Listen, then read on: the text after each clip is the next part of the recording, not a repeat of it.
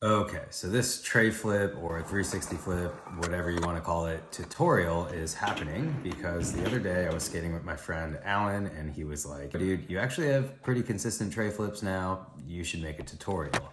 And I immediately said back to him, I have literally never heard that before in my life. For those of you that don't know me, my name is Arjun. I've been skateboarding for 22 years.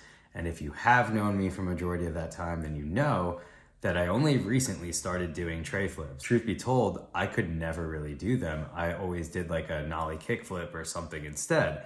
It wasn't until like 3 or 4 years ago, which in the big picture of 22 years, that's not, too long ago, I just figured out how to unlock and do tray flips myself. And now that I can do them, I can't stop doing them. So in my head, I was like, why in the world should I make a tray flip tutorial? But I don't know, maybe it'll help. Coming from somebody who has been skateboarding a really long time and I couldn't do tray flips for a really long time, and then I figured out how to unlock them and make them work for me. Hopefully it'll help you. So here is my advice on how to do a tray flip. First things first, you are definitely going to want to learn a few tricks before you decide to take on the 360 flip. At the very least, you should definitely know how to ollie, kickflip, and do a pop shove it before you try this.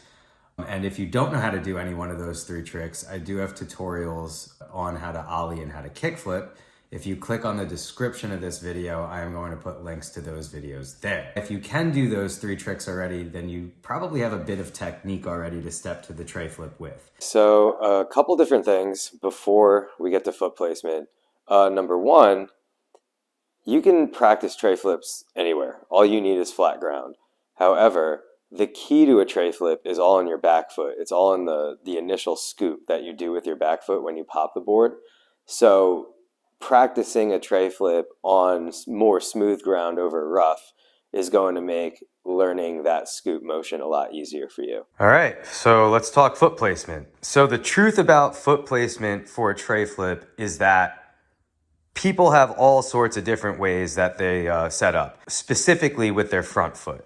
Like I've seen people put their front foot down here towards the middle of the skateboard, which is where I put my front foot. But I've also seen people do tray flips with their front foot up there near the front bolts. I've seen people do it all the way up there at the nose. And I've seen younger kids do tray flips down by the bottom bolts with their front foot right there, which is definitely kind of awkward feeling. But even with all of those different positions that people put their front foot, what's consistent about foot setup and tray flips is the back foot.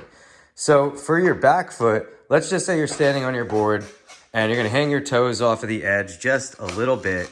Now your foot is straight. It's not angled in any direction or inward, straight. And you're going to bring that foot and slide it all the way back to the edge of the tail, just like that. And now your front foot is in a spot on the skateboard, whether it's up near the bolt or more down towards the middle. You are in a kickflip position and it feels comfortable enough for you to be able to pop and scoop the board in that 360-degree motion, and your front foot should be able to just get out of the way of your board flipping because you don't want your front foot to like hit the board and have it stop from rotating. So people do put their feet in all different places all over the board for a tray flip, but when I do it personally, my feet are like just like this. Like my front foot isn't quite up towards the bolts too far. It's more kind of closer towards the middle of the board.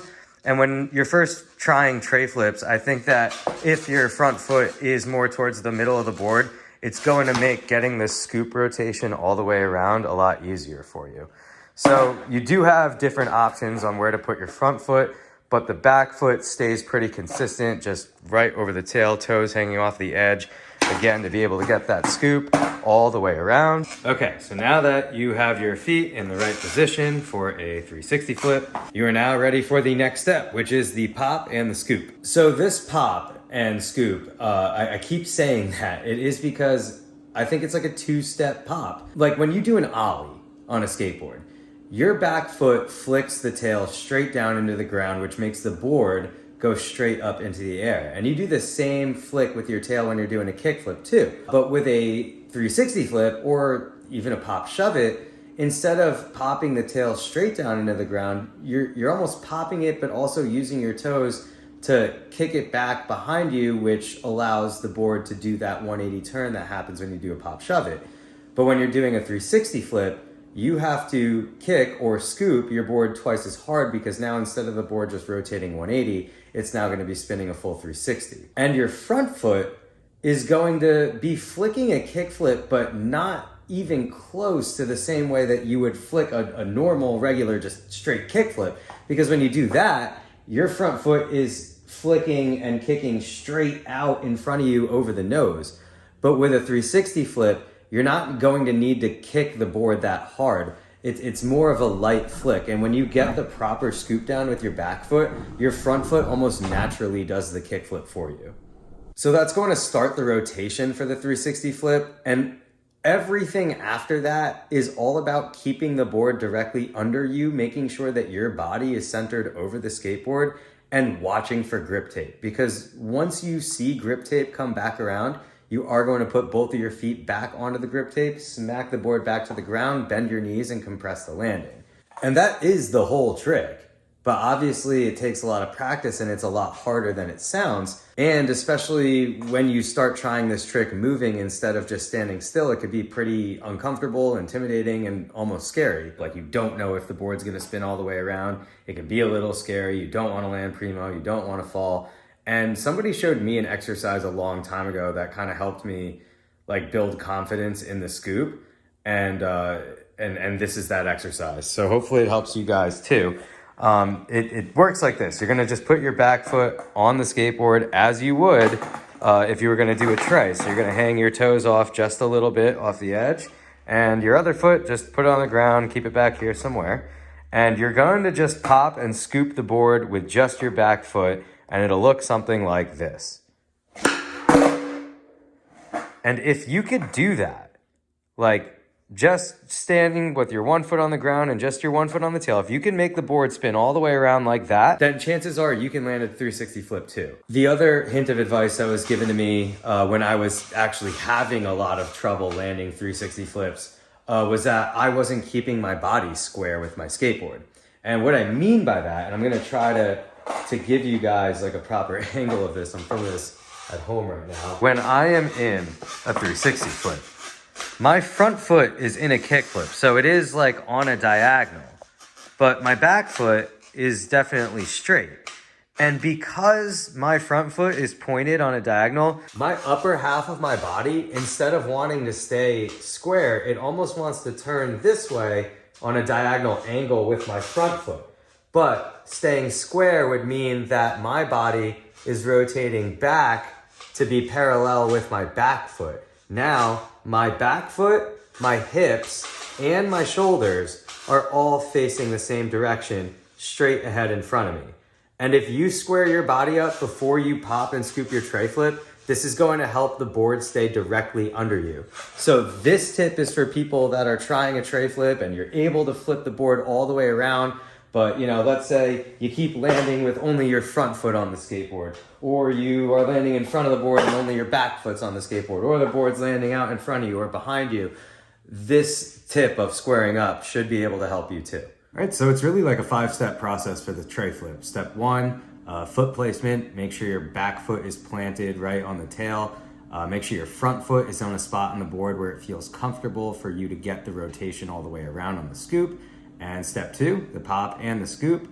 Make sure that your back foot is where it needs to be so you can get a proper scoop. And remember that it's going to take a little bit of practice for you to get that motion down. But once you do get the motion down for the scoop, you're gonna find that the next step, the front foot flick, is almost gonna come naturally.